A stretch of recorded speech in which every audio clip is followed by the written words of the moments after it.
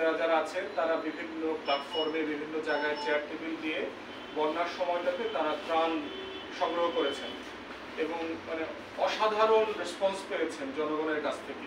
মানুষজন আসছে লক্ষ লক্ষ টাকা বক্সে ভরে, প্যাকেটে ভরে, মহিলারা, আমাদের মা বোনরা তাদের অর্নামেন্ট পর্যন্ত, অলংকার পর্যন্ত দিয়ে গেছেন। তো সেটার কয়েকদিনের হিসাব আমার চোখে পড়েছে। প্রথম দিন কত হয়েছে, দ্বিতীয় দিন, চতুর্থ দিন, আমি 3-4 দিনের একটা হিসাব দেখেছি। কিন্তু আমি শুরু থেকেই আমার একটা প্রশ্ন আছে, সেটা হচ্ছে যে এইভাবে গণতহবিল কালেকশন করাটা আসলে ঠিক কিনা কোনো বৈধ অথরিটি ছাড়া। কারণ এটার সাথে একটা জবাবদিহিতার প্রশ্ন জড়িয়ে যায় যে কে টাকা খরচ করবে। ইভেন দেখবেন যে মসজিদ লোকজন, মসজিদ যারা বানায় তারা দেখবেন টেবিল চেয়ার নিয়ে, মাইক নিয়ে কিন্তু সামনে বসে মসজিদের জন্য টাকা তোলে। সেই মসজিদের কিন্তু একটা মসজিদের অ্যাকাউন্ট থাকে, সেই মসজিদের কিন্তু একটা কমিটি থাকে, সেই মসজিদের ইমাম মুয়াজ্জিন আছে, মুসল্লি আছে যারা জিজ্ঞেস করতে পারবে। প্রত্যেক জুমায় দেখবেন জুমার নামাজে কত কালেকশন হয়, পরের জুমাতে মসজিদগুলো বলে দেয় যে গত জুমাতে আমাদের 10,000 টাকা, 12,000 টাকা, 30,000 টাকা আমাদের কালেকশন হয়েছে। সেই জায়গাতে নাম চেনাহীন ব্যক্তিরা যদি বসে চেয়ার টেবিল নিয়ে, যাদের কোনো অ্যাকাউন্ট নাই, সংগঠনের নাম নাই, সেই সব জায়গাতে ত্রাণ তহবিল কালেকশন করাটা খুবই রিস্কি, কিন্তু কাজটা মহৎ। এবং মহৎ কাজ বলি বাংলাদেশের মানুষ সেখানে কোটি কোটি টাকা দান করেছে। সমস্যা যেটা দাঁড়িয়েছে, আমরা দেখতে পেলাম যে সেই টাকাগুলো 3টা অথবা 4টা ব্যক্তিগত অ্যাকাউন্টে আছে। প্রশ্ন হচ্ছে এইটার অ্যাকাউন্টেবিলিটি কি, কিভাবে থাকবে? ওনারা কি ব্যাংক স্টেটমেন্টের কপি প্রডিউস করেছেন?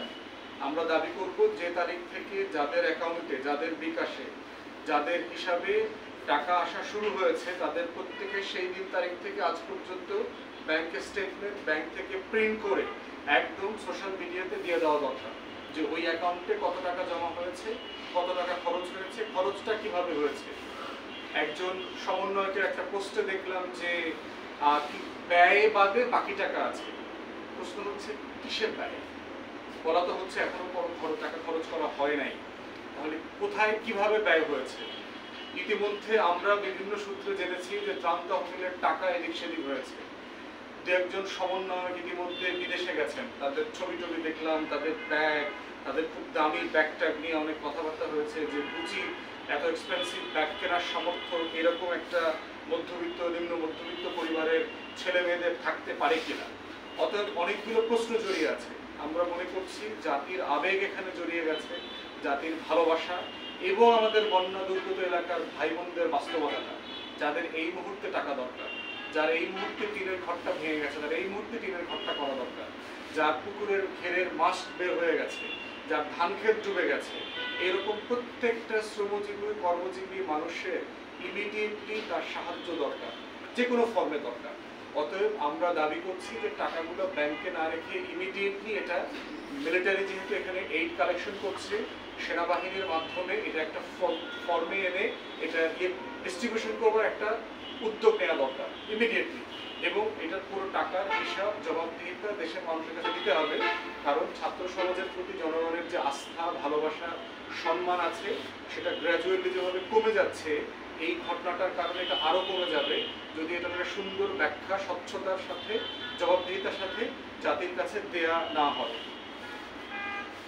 আমরা ইতিমধ্যে দেখেছি যে তদবির বাণিজ্যে প্রশাসন ভরে গেছে, বিভিন্ন জায়গা থেকে তদবির করা হচ্ছে প্রশাসনে। আমরা বারবার বলেছি যে প্রশাসনে একটা বিশাল সংখ্যক অফিসাররা বিভিন্নভাবে বঞ্চিত হয়েছেন, এটা সত্য। গত 16 বছরে আমাদের সচিবালয়ে যারা কাজ করেন, বিভিন্ন শ্রেণীর চাকরি যারা করেন, প্রথম শ্রেণী থেকে শুরু করে বিভিন্ন গ্রেডের পুলিশে অথবা সশস্ত্র বাহিনীতে যারা কাজ করেছেন, আমি জানি হাজারের উপরে বিভিন্ন ফোর্সে, সেনা, নৌ, বিমান বাহিনী সদস্যদেরকে বিভিন্ন অজুহাতে চাকরিচ্যুত করা হয়েছে, ফোর্স করে রিটায়ার করে দেওয়া হয়েছে।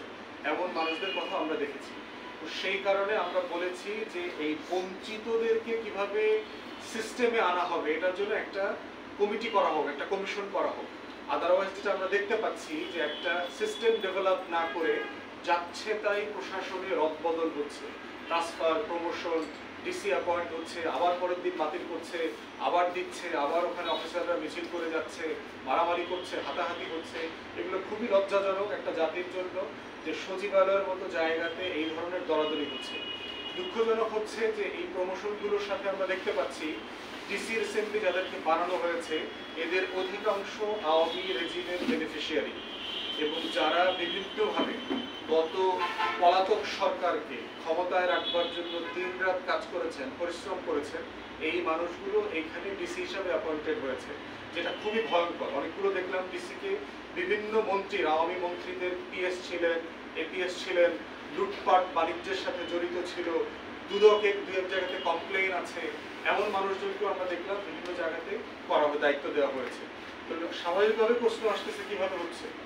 আমরা যেটা জানতে পাচ্ছি, আওয়ামী আমলে যারা প্রচুর পয়সা কামিয়েছে তারাই এখানে যোগ সাজস করে যে জায়গাতে পয়সা দিয়ে পদ টিকিয়ে রাখা যাবে সেই জায়গাগুলোতে তারা পয়সা বিনিয়োগ করছে, এবং ঢাকা বিশ্ববিদ্যালয়ের মধুর ক্যান্টিনে, ডাকসু ক্যাফেটেরিয়াতে, টিএসসিতে এই তদবির বাণিজ্যের আখড়া বসছে। জায়গায় জায়গায় জায়গায় জায়গায় ছোট ছোট মিটিং বসে বসে রাত 1টা 2টা 3টা পর্যন্ত এখানে লেনদেন করা হচ্ছে। প্রচুর লেনদেনের কথা ব্যক্তিগতভাবে আমরা জানি। একজনের কথা শুনলাম, সে একজন সাব রেজিস্ট্রার ট্রান্সফার করেছে এক জায়গায় 5 কোটি টাকার বিনিময়ে। তো এই ধরনের ঘটনাগুলো খুবই দুঃখজনক, এবং যদি কেউ মনে করে থাকে যে যারা তদবির বাণিজ্য করছে তাদের এই কথাগুলো গোপন থাকবে, এটা কেউ জানবে না, বাস্তবতাটা এমন না। এটা জানাজানি হবে, এই বাস্তবতাগুলো মানুষ জেনে যাবে, এটা কোনোভাবে এড়ানো যাবে না। সোশ্যাল মিডিয়ার জমানাতে সততার বিকল্প কিছু আর নাই। মিথ্যাচার করে, মানে রংঢং বিষয়ে জাতিকে মানে বিভ্রান্ত করবার যে জায়গাটা ছিল আগে অ্যানালগ জমানাতে, এইটা এখন পারা যাবে না। অতএব এই বাস্তবতাটা মাথায় রেখে আমরা মনে করছি, সরকারকে বলছি যে প্রশাসনে যে অস্থিরতা চলছে সেটাকে একটা নিয়মতান্ত্রিক জায়গায় এনে এটাকে অ্যাড্রেস করেন। আদারওয়াইজ এই যে অরাজকতা চলছে এটা দিয়ে আপনি রাষ্ট্র পরিচালনা করতে পারবেন না। রাজনৈতিক দল হিসেবে বাংলাদেশের সংবিধান যে কাউকে রাজনীতি করবার, দল গঠন করবার অধিকার দিয়েছে। যে কারো স্বাধীন মত প্রকাশ করা, দ্বিমত করা, চিন্তার স্বাধীনতার অধিকার আমাদের রাজনীতিতে আছে। এই মানে বৈষম্য বিরোধী আন্দোলনে যারা জড়িত ছিল বিভিন্ন পর্যায়ে, তারা যদি রাজনৈতিক দল করতে চায় অবশ্যই রাজনীতি করবার এবং দল করবার অধিকার তাদের আছে। কিন্তু আমরা জানতে চাই তাদের প্রস্তাবনাটা কি। তারা নতুন রাজনৈতিক দল যে করবে সেটা এক্সিস্টিং রাজনৈতিক দলগুলো থেকে তো এটা ভিন্ন প্রস্তাবনা থাকতে হবে, যে বর্তমান রাজনৈতিক দলগুলো এগুলো করতে পারছে না বলে আমরা এই কারণে একটা নতুন রাজনৈতিক দল করছি।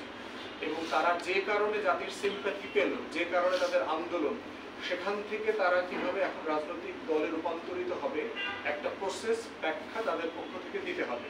আমরা দেখেছি যে নাগরিক কমিটি নামে একটা কমিটি হয়েছে, আমরা তাদেরকে স্বাগত জানিয়েছি, কারণ তারা বলেছে তারা রাজনীতি করবে না, তারা একটা প্রেশার গ্রুপ হিসেবে কাজ করবে।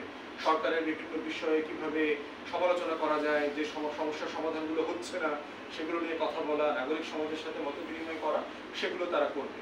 তো সেক্ষেত্রে ছাত্র সমাজ যদি দল করে মোস্ট ওয়েলকাম।